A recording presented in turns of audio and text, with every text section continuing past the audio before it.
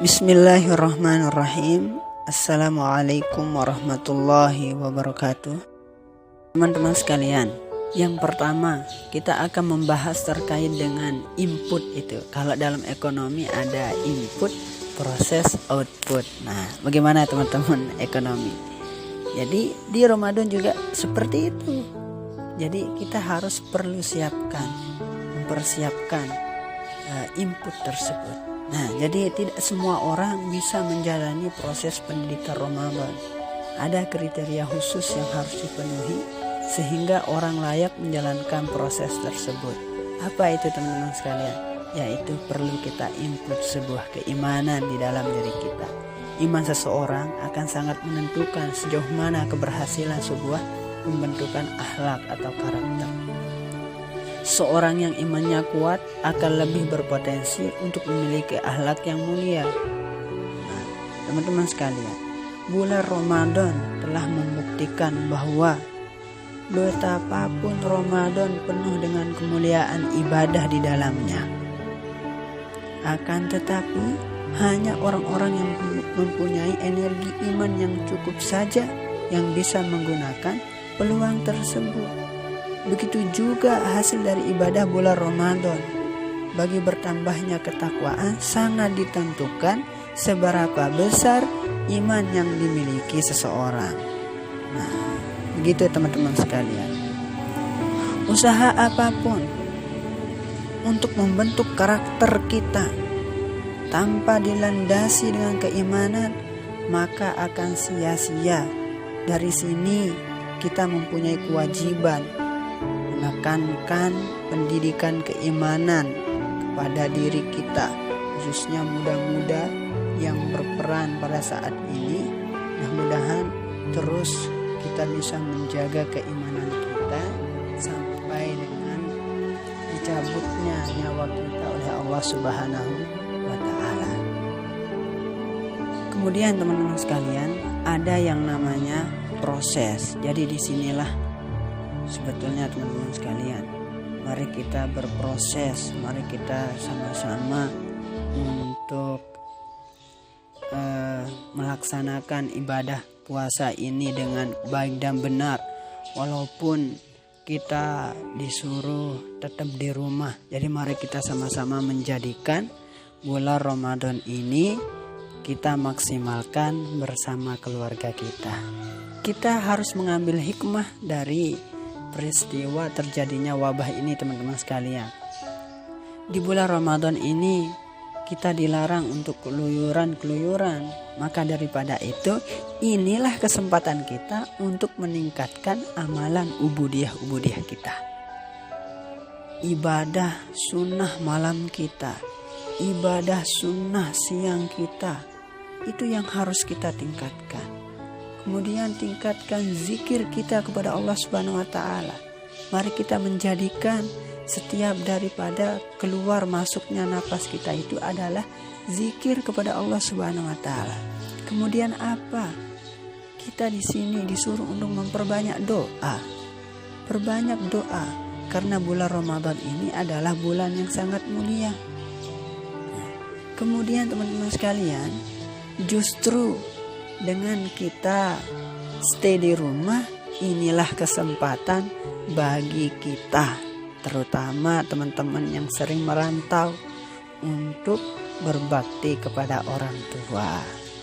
Coba kita lihat, stay di rumah, tarawih di rumah, ada yang menjadikan sholatnya itu main-main di rumah sambil disko-disko. Nah, hal-hal seperti inilah yang perlu kita jaga. Mari kita sama-sama menjadikan bulan Ramadan ini menjadi bulan yang terbaik untuk kita maksimalkan di dalam berzikir kepada Allah Subhanahu wa Ta'ala, berdoa apa yang menjadi keinginan atau hajat kita, kemudian lebih-lebih lagi yaitu berbakti kepada orang tua kita. Dan tentu jangan lupa tetap kita isi diri kita ini dengan terus perbanyak membaca dan belajar. Terutama teman-teman, kita itu harus perbanyak membaca Al-Quran. Mari kita ikuti imam-imam kita yang mana Imam Syafi'i di bulan Rajab, belum bulan Ramadan, dia sudah menghatamkan Al-Quran 6 kali hatam. Imam Malik 7 kali hatam. Imam Ahmad bin Hambal 5 kali hatam. Nah, kalau kita apa jawabannya? Berapa kali hatam, saudaraku? Jawabannya adalah lain kali. Nah, jangan sampai seperti itu. Nah, kemudian teman-teman sekalian, jangan lupa untuk terus perbanyak istighfar, minta ampun kepada Allah Subhanahu wa taala. Karena Rasulullah Shallallahu alaihi wasallam pernah bersabda, maktubun haulal arsy qabla an tukhlaqad dunya bi 4,000 amin wa inni laghaffarul liman taba wa amana wa amila salihan tsumma ihtada. Sebelum dunia ini diciptakan 4.000 tahun lagi teman-teman sekalian, di sekeliling arsy ditulis, sesungguhnya Allah Subhanahu wa taala Maha Pengampun bagi orang-orang yang bertobat, bagi orang-orang yang beriman, bagi orang-orang yang beramal soleh, kemudian dia akan mendapatkan petunjuk dari Allah Subhanahu wa taala. Dan teman-teman sekalian, walaupun kita stay di rumah, tidak boleh kemana-mana, tapi jangan lupa terus kita bersedekah, share kebaikan-kebaikan yang teman-teman miliki. Jangan sampai kita pelit di dalam berbagi.